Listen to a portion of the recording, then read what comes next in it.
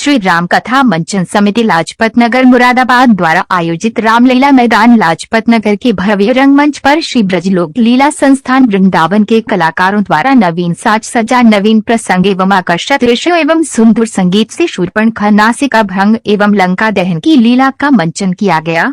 राम पंचवटी की कुटिया में बैठे हुए फूलों से सीता का श्रृंगार कर रहे होते हैं, तभी इंद्र का पुत्र जयंत कौवे के रूप में आकर सीता के पैर में चोंच मारता है। राम घास का एक टीन का उठाकर उसे अग्निबाण बनाकर छोड़ते हैं। जयंत अपने प्राण बचाने के लिए अपने पिता इंद्र, ब्रह्मा, विष्णु, महेश के पास जाता है, पर सभी लोग उसकी सहायता करने से मना कर देते हैं और अंत में नारद ऋषि जयंत से कहते हैं कि राम की ही शरण में जाओ, वह तुम्हें ही बचा सकते हैं। और वह जाकर राम के चरणों में पड़ जाता है। राम और सीता उसे क्षमा कर देते हैं।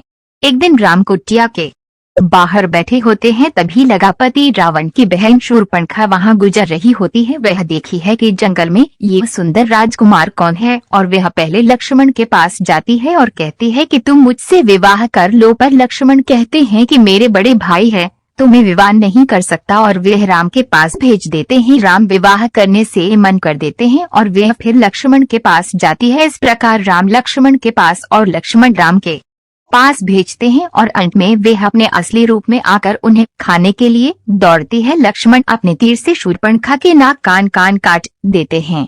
लंका में रावण का दरबार लगा है और वह मंत्री और सेनापति के साथ विचार विमर्श कर रहा होता है। तभी दरबार में शूर्पणखा रोते हुए पहुंचती है और सारी आप बीती रावण को सुनाती है। लंकापति रावण यह सुनकर क्रोधित होता है और वह राम की पत्नी सीता की हरण की योजना बनाता है। लीला की व्यवस्था में महेश चंद्र अग्रवाल, श्याम कृष्ण रस्तोगी, मुकुल बंसल, राजीव अग्रवाल, विपिन जेटली, विपिन अग्रवाल, अविनाश अग्रवाल, जगदीश प्रसाद मंटोलिया, शरद अग्रवाल, अतुल अग्रवाल, के गुप्ता, अरविंद सिंगल, एडवोकेट शम्मी रस्तोगी, विवेक शर्मा पार्षद आदि ने सक्रिय सहयोग किया।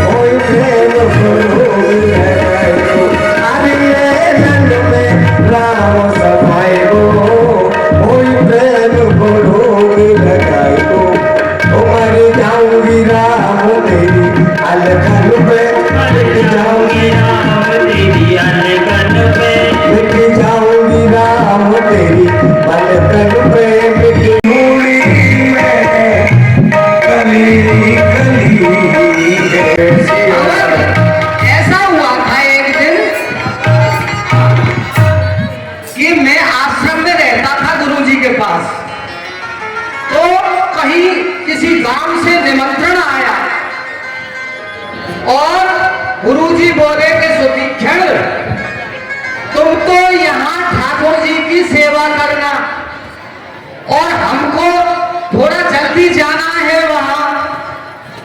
कि ठीक है गुरुजी, मैं ठाकुर जी की सेवा करूंगा और मुझे बतला दीजिए कि मुझे कब आना है ठाकुर जी को लेकर के। तो गुरुजी बोले कि सुतीक्षण, तो दोपहर को आ जाना, यानी 12 बजे आ जाना, पर ठाकुर जी को साथ में लेके आना। तो फिर नदी पड़ती है और धूप लग रही थी, मेरा जी घबरा रहा था। तो मैंने देखा कि एक जामुन का पेड़ है नदी किनारे, उसके नीचे थोड़ा मैं विश्राम कर लेता हूँ। तो मैं विश्राम करने बैठ गया हूँ। अब भूख तो लग ही रही थी, तो मैं बोला कि मैं स्नान करके उन्हें ठंडा हो जाऊंगा। प्रभु, मैंने स्नान कर लिया और मैं ठंडा हो गया। तब मैं ऊपर की तरफ देखने लगा तो काली काली जामुन, बहुत सुंदर सुंदर जामुन पक रही थी। अब भगवान, मैंने बेचारा कि मैं भूख तो लग ही रही है, थोड़ी सी जामुन खा लूं, तो उछला कूदा पर हाथ नहीं। फिर मैंने ये किया कि जो सालग्राम थे ना, मैंने 1 सालग्राम निकाला और फेंक के मारा, तो जामुन गिर गई। मैं खाने लग गया तो प्रभु, जामुनों का स्वाद इतना बढ़ गया कि मैंने सब ठाकुर जी को फेंक दिया, वो नदी में चले गए। अब अब मैं गुरु को क्या दूंगा, मैंने तो ठाकुर जी को तो नदी में फेंक दिया। फिर क्या हुआ, थोड़ी सी जामुन बच रही थी, मैंने गिन के उतनी ही जामुन और अपनी झोली में रख ली।